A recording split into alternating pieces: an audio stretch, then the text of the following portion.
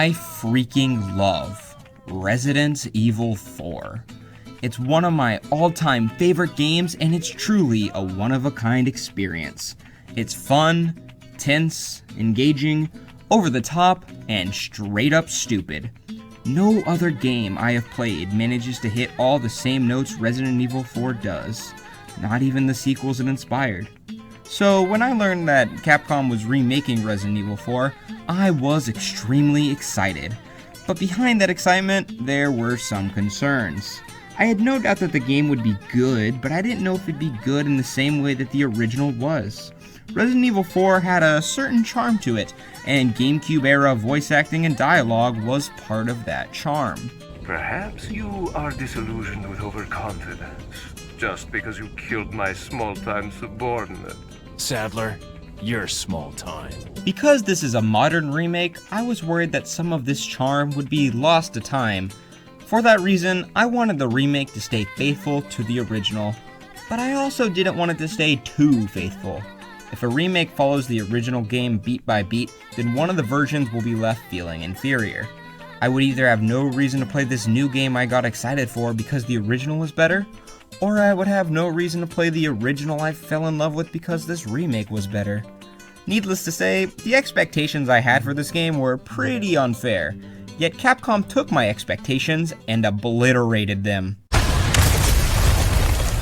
In order to explain what makes this game such a great remake, I'll be bringing up the original as a point of comparison to explain what makes it such a great game. Resident Evil 4. Resident Evil 4 is a game that is built around tension. You're constantly being put into overwhelming situations that don't have an obvious solution, and it's up to you to quickly come up with a plan to get yourself out. And this tension is enhanced by the restrictions that the player has.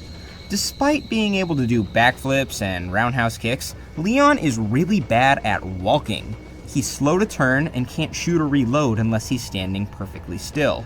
And for whatever reason, Lakitu refuses to point the camera at anything other than Leon's back, making it hard to know how close the enemies behind you are. Managing to work around the restrictions of your character and pull off strategies that you came up with on the fly is constantly satisfying. In the remake, however, the player has much more control. The camera is now a standard third-person camera, and Leon can walk like a normal human, as well as shoot and reload on the move.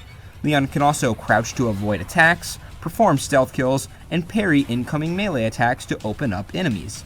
Yet, despite all of these changes, the game retains the same amount of tension as the original, and that's because if you're not using all of these mechanics to your advantage, you're dying.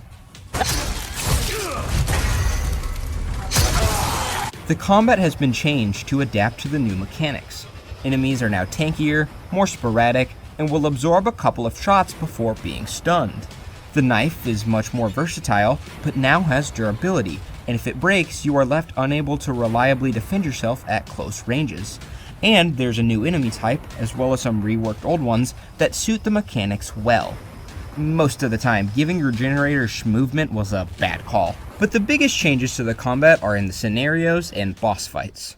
A lot of unique scenarios in the original game would not have worked well with the new mechanics. Take the gondola ride, for example. If you could parry all the projectiles being thrown as you ride down, then this section would lose all challenge. So in the remake, it was cut and replaced with a new segment, where you have to escape the village while the big cheese pursues you. On top of the new scenarios, there are a lot of old ones that were updated in order to better fit this remake. There are too many new and updated scenarios to list, but rest assured that all of them were fun and fit in perfectly with this game's theme, and I am extremely grateful that Capcom decided to make the Hell Box a cutscene in this game. As for the boss fights, pretty much all of them have been changed in some way for the better. They've been given new attacks or new arenas, and some of them have even been completely reworked. I especially want to point out the first battle with Krauser. In the original game, this was a QTE sequence, but here, it's a full-on melee fight, and it's awesome. The only real downside in terms of bosses is the exclusion of the U3. It was a pretty interesting fight in the original, and while it's not that big of a deal, I would have loved to see that fight translated in this remake. Although, considering the game mentions the U3 in files, I'm hoping it's just been moved to an unannounced separate ways. Outside of the combat, there are a lot of other gameplay changes, and all of them are great. There are now side quests that take place in the more open areas of the map, and these can be used to obtain spinels, which now work as a separate currency to buy things like treasure maps and weapon parts. You can now store weapons and first aid sprays in the typewriter, making it easier to clear up space in your inventory. When selling a weapon, you are refunded for its upgrades, allowing you to upgrade weapons you don't plan on keeping. Gunpowder now allows you to craft the ammo or grenades you want instead of just relying on whatever you come across, and Ashley no longer has a health bar and will instead fall over when hit, meaning you no longer have to constantly feed her green herbs. All of these changes allow for a unique gameplay experience not found in the original game, while still feeling like Resident Evil 4. You're still making split-second decisions, fighting tense bosses, exploring open areas, buying and upgrading guns, and keeping Ashley alive, but now you're doing so in a new way. But Resident Evil 4 had more going for it than just the gameplay. The characters were also amazing.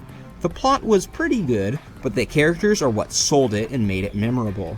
The star of the show was undoubtedly Leon, and watching him interact with the rest of the cast was always a treat. Okay, I have only one very important question. You got a smoke? Got gum. Put your hands where I can see them. Sorry, but following a lady's lead just isn't my style. Looks like this is it. Ugh, it stinks. Sure does. No way, Leon. Way. Some of his best interactions were with the villains, though. Salazar starts off so high and mighty, but the longer Leon survives, the more his corny comebacks start to get on Salazar's nerves. So maybe you have 9 lives, but it doesn't matter now, Mr. Kennedy. I've sent my right hand to dispose of you. Your right hand comes off? Say whatever you please. Die, you worm! It was really fun to watch Leon make this prim and proper villain act like a baby.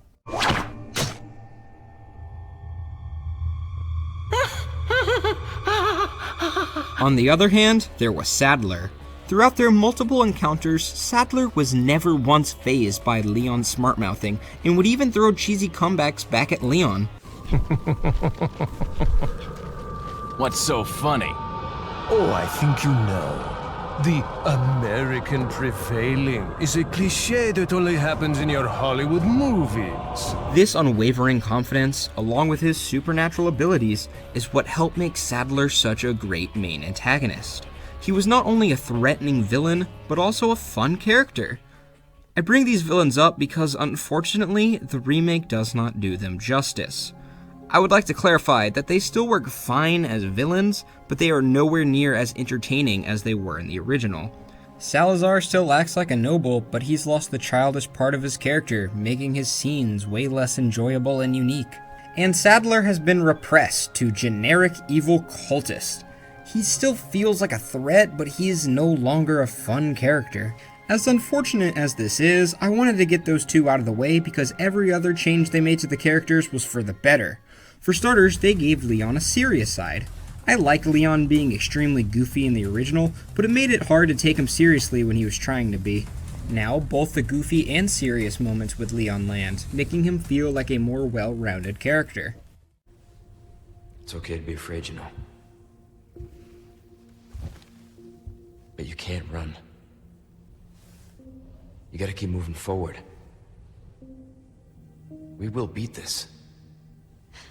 Together. I don't know if I can. You can. Just give me a heads up before you stab me next time, okay? Leon, thanks. Ashley has been reworked to be more realistic. She's scared and doesn't know what to do, as opposed to being a spoiled rich kid. Don't get me wrong, I like the original Ashley, mainly because she's hilarious. What's going on? Ah! But this new Ashley is just better. I especially like the character arc they gave her. She starts off extremely terrified of everything, but as time goes on, she tries to fight her fears in order to help Leon whenever she can. She doesn't conquer her fears, but she stops running away from them. Her chemistry with Leon is also fantastic, and I like their veteran-rookie relationship in this game way more than the bad romantic one in the original. The conversations between the two feel so natural despite the dreadful situation they're in. You like thrill rides? I love them! You're gonna love this! And finally, we have Luis. In the original game, he researched the Las Plagas, but once he learned what his research was being used for, he tried to escape. After running into Leon and Ashley, he decided to help them to atone for the damage he caused. Yet despite this troubled past, he was always extremely sarcastic and charming. Well, I see that the president's equipped his daughter with ballistics too. How rude! I love Luis. But he only had like 5 scenes in the original game, making it extremely hard to grow attached to him. And because there was no attachment, his death scene didn't leave any impression on me. It kinda just happened and then the game moved on. In the remake, Luis got a huge upgrade. On top of researching Las Plagas, he was also a former member of Umbrella, and it's his machine and research that gets the parasites out of Leon and Ashley. But more importantly, the dude gets way more screen time, allowing his amazing personality to flourish more than before. Then come, Sancho Panza. Let us rescue the Princess Dulcinea. You could hurt yourself. Hey, that was my dance. Okay, hurry, I get it. With these added scenes, it's easier to grow attached to Luis, making his new death scene feel emotional.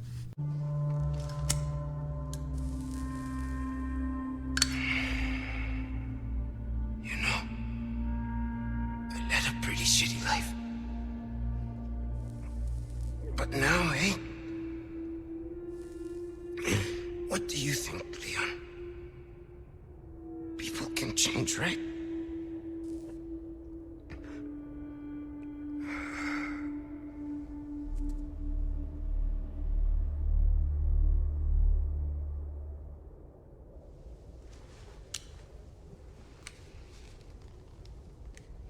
By now, some of you may be asking yourself, is this game better than the original? And my answer to that is, I do not care. I'm sure in time I will favor one of these games more than the other, but right now that does not matter. What matters is that this remake is everything I wanted. It changes just enough to feel like a unique experience that won't replace the original game I love, while still doing everything the original did that made me fall in love with it. It doesn't nail everything perfectly, but come on man, the achievement you get for killing Sadler is called Your Small Time. This game is perfect. Regardless of which game is better, the original Resident Evil 4 is an absolute masterpiece, and this remake is no different.